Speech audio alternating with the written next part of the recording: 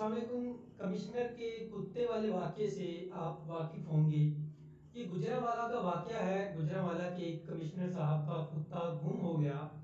کتا گم ہوا تو اس کے لیے پولیس، کارپوریشن، مختلف ادارے حرکت میں آئے، کتے کی تلاش جاری کی، سرچ آپریشنز ہوئے اور 2 سے 3 دن بعد کتا واپس مل گیا کمشنر صاحب کو۔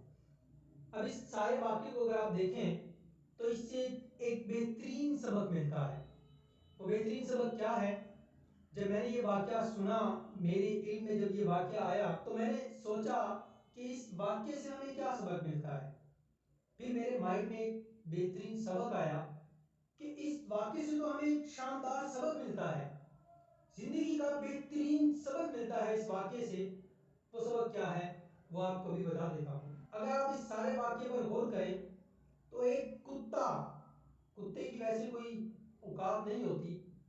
کتے گلیوں میں بہت سے پھرتے ہیں اور جب میں اکثر ریکارڈنگ کرتا ہوں تو کتوں کے بھونکنے کی آواز بھی آ جاتی ہے۔ اب کتے گلی گلی میں آپ کو نظر آئیں گے، ہر جگہ آپ کو کتے نظر آئیں گے۔ کتے کی وہ اوقات نہیں ہوتی جو کمشنر صاحب کے کتے کو اوقات دی گئی۔ اب وہ کتا جب گم ہوا تو کتے کا جو مالک، ویسے اس کائنات کا مالک ایک ہے، لیکن عارضی مالک کی اگر بات کی جائے، وہ مالک جو اس کتے کو کھلاتا پلاتا تھا، اس کی خدمت کرتا تھا، اس مالک نے اس کی تلاش جاری کی۔ اس کی تلاش کے لیے جو وسائل استعمال کیے وہ آپ اچھے سے جانتے ہیں۔ اب اس کی وجہ کیا ہے؟ کیوں اس کتے کو اتنی اہمیت دی گئی؟ کیوں اس کتے کی تلاش جاری کی گئی؟ یقیناً وہ کتا وفادار ہوگا۔ اس کتے کو کمشنر صاحب سے، اپنے مالک سے محبت ہوگی، اور اس مالک نے کتے کو اس لیے تلاش کیا کیونکہ کتے کو مالک سے محبت تھی اور مالک کو کتے سے محبت تھی، دونوں میں محبت تھی، تو اس کتے کو تلاش کر لیا گیا۔ اب اس کے برعکس انسان جو کہ اشرف المخلوقات ہے، ہاں ایک کتا تھا اور یہاں ایک انسان اشرف المخلوقات ہے اور کتے کی کوئی اوقات نہیں۔ اب اس انسان کا مالک کون ہے؟ وہ ایک ذات ہے، وہ رب ہے جو ہر چیز کا مالک ہے۔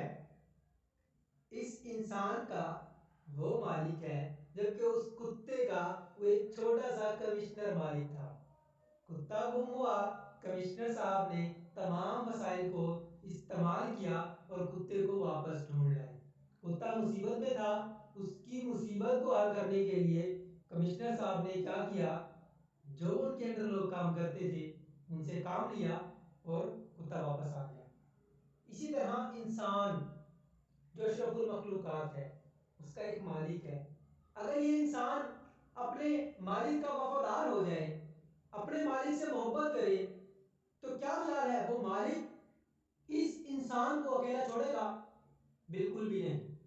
ہم کسی بھی قسم کی مصیبت میں ہوں گے تو وہ مالک جس سے ہمیں محبت ہوگی کبھی ہمیں اکیلا نہیں چھوڑے گا، جیسے کہ اس کتے کے مالک نے اس کو اکیلا نہیں چھوڑا کیونکہ اس کو اس سے محبت تھی۔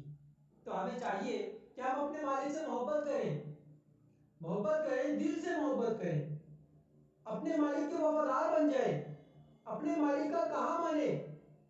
اگر ہم اپنے مالک کا کہا مانیں گے تو وہ مالک کبھی ہمیں اکیلا نہیں چھوڑے گا۔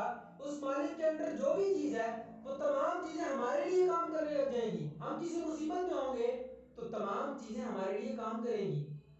اور جو شخص رب سے سچی محبت کرتا ہے، رب سے وفا کرتا ہے، اس کے دل میں خواہش پیدا ہی ہوتی ہے کہ رب اس کی خواہش کو پورا کر دیتا ہے، وہ خواہش جو نیک ہو۔ اس شخص کی دعائیں بڑی جلدی قبول ہوتی ہیں جس کو اپنے رب سے محبت اور رب کا وفادار ہو۔